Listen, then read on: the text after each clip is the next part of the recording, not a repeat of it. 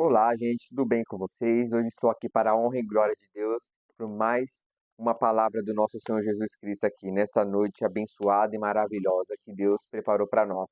Amém? Eu quero estar apresentando hoje um tema muito complexo, mas que a gente vê no nosso dia a dia. Eu escolhi um tema com o seguinte nome: Sociedade líquida e o silêncio da reflexão, entre o desabafo e a escuta. Relacionamentos líquidos e amizades sólidas. A gente sabe que nós vivemos em um tempo que o ser humano fala muito, mas escuta pouco. A pressa, a exposição, as redes sociais, a busca por validação transforma as relações humanas em algo superficial. As amizades antes construídas em torno de confiança e compartilhamento tornaram-se trocas rápidas de desabafos, quase sempre sem reflexão e sem um desejo de mudança. Nessa reflexão, eu quero estar unindo aqui uma visão do sociólogo Zygmunt Bauman. Ele viveu até 2017, se eu não me engano, ele é desde 1925 e morreu em 2017. E ele chamava a sociedade de sociedade líquida. O que é isso, sociedade líquida? É uma sociedade que vai se formatando de acordo com a cultura que que a mesma está inserida. Ó, Zygmunt Bauman escreveu o seguinte: a modernidade como líquida, porque tudo o que antes era sólido, ou seja, firme, valores, relacionamentos, compromissos, hoje se dissolve rapidamente.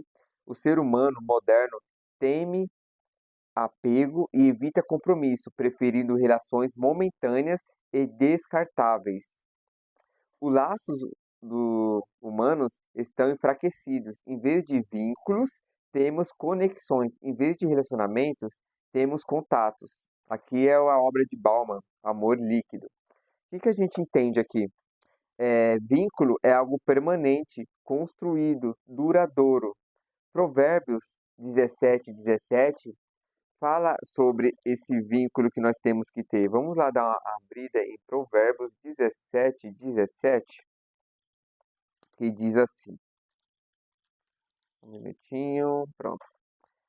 O amigo ama em todo tempo, e na angústia nasce o irmão.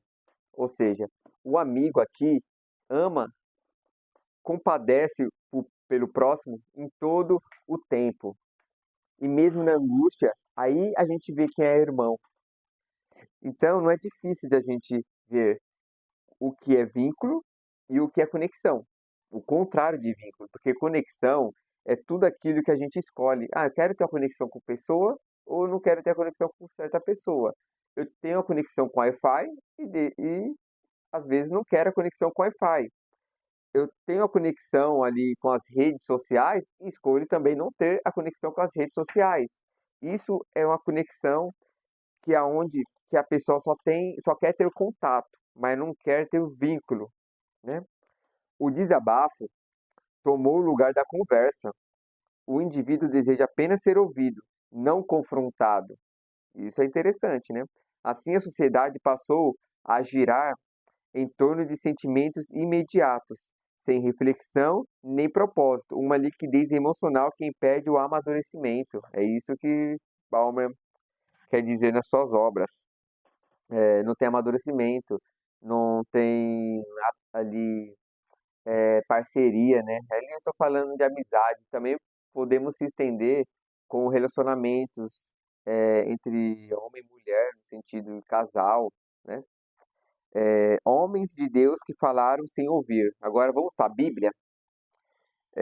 A Bíblia mostra exemplos de servos de Deus que, em meio à dor, à confusão, eh, preferiram o desabafo a escutar.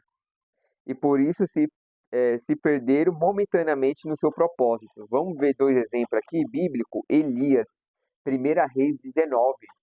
A partir do verso 4 ali, Elias diz o seguinte: estou cansado, abatido, eu fugi, não sou melhores do que os meus pais, meus antepassados, é, e pediu a morte para Deus.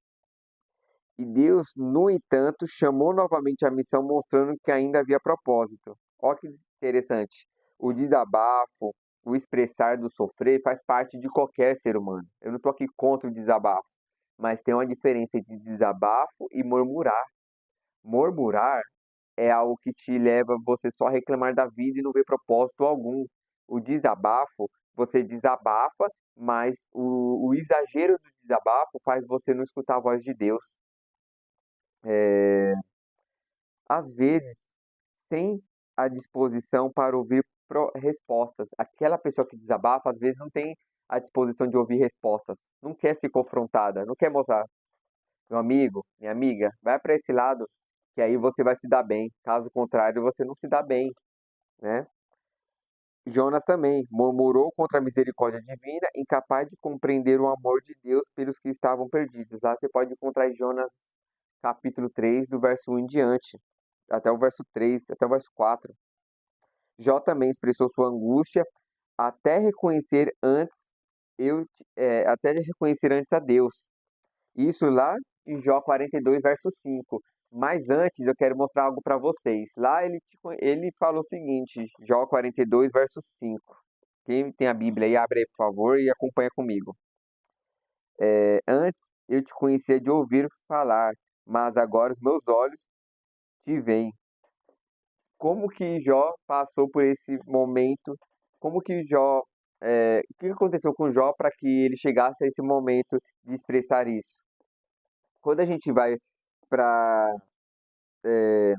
Jó, agora o capítulo 10 lá atrás, o verso 3, ele diz o seguinte: será que tens prazer em me oprimir, em rejeitar as obras das tuas mãos e em favorecer os conselhos dos ímpios? Aqui, Jó está chamando Deus de sádico.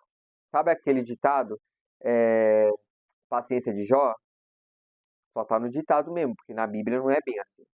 Jó, ele expressou a sua mágoa ali diante de Deus, porque muitas coisas estavam acontecendo com ele e ele sem entender. O capítulo 19, verso 7 de Jó também diz assim: eis que clamo violência, violência, mas não sou ouvido. Grito socorro, porém não há justiça. Aqui, Jó está chamando Deus de injusto. Então você percebe que há um caminho. Olha que interessante aqui, ó. Depois de tanto questionamento, finalmente Jó para de falar e começa a ouvir a Deus. A dor o levou ao conhecimento de Deus, né? A dor ali passou, Jó passou a ter o conhecimento de Deus através da dor. O que a gente aprende? O deserto, a dor, o sofrimento serve para nos forjar, serve para Deus permite que coisas nos aconteça para que a gente se achegue a Ele, sabe? Então isso é real. Aqui, ó. Esses homens encontraram transformação quando deixaram de apenas falar e passaram a ouvir. Deus sempre responde, mas muitas vezes em silêncio, um silêncio que ensina a amadurecer. Amém? Quem fala muito sobre Deus, mas não ouve, mas não ouve, conhece ideias, mas não a presença de Deus. Ouve e conhece o próprio Deus. E quem ouve conhece o próprio Deus. Tem diferença de a gente falar de Deus, isso, falar aquilo, mas só fala, não escuta, sabe? O que o outra pessoa tem a dizer, diálogo, opinião contrárias a qual que crescem juntos. É sobre isso. João 10, verso 3, eu quero estar lendo com vocês também. Vamos lá para o Novo Testamento rapidinho. João 10, verso 3, que diz assim, aqui. Para este o porteiro abre as ovelhas, ouvem a sua voz, e ele chama as suas próprias ovelhas pelo nome e o conduz para fora. Deus quer te conduzir para fora. Deus quer te conduzir para fora desse mundo, para dentro dos propósitos dele. Deus quer que você se achegue a ele. e toda ovelha do Senhor ouve a sua voz. Escute a voz de Deus, Ele quer falar com você hoje, através dessa mensagem aqui que você está escutando. A sociedade atual e o eco do coração. Hoje repetimos o mesmo padrão. As pessoas querem um ouvido, mas não um conselho. Querem empatia, mas não verdade. A comunicação tornou-se um eco. Cada um fala, mas poucos ouvem. Aqui eu quero ler Provérbios 27, verso 6, para estar encerrando essa mensagem aqui poderosa. Provérbios 27, verso 6. Vamos lá? Provérbios 27, verso 6. Só um pouquinho. Provérbios 27. Hoje o vídeo ficou um pouco longo, mas é interessante que a gente dedique tempo também para o nosso Senhor Jesus Cristo. Certo? Amém? Provérbios 27, verso 6, que diz assim: Leais são as feridas feitas pelo que ama, porém os beijos de quem odeia são enganosos. Amém? O que o texto bíblico aqui quis dizer? Não, eu me enganei. Desculpa. Provérbios 27, 17. Agora sim. O ferro se afia com o ferro, e uma pessoa pela presença do seu próximo. O que aqui a Bíblia quer dizer com isso? Que é, o ferro fere o ferro. E o que acontece? Sai faísca. Assim como o ferro encosta com o ferro e ali raspa fazendo faísca, assim são amigos, tem atritos, é a faísca, né?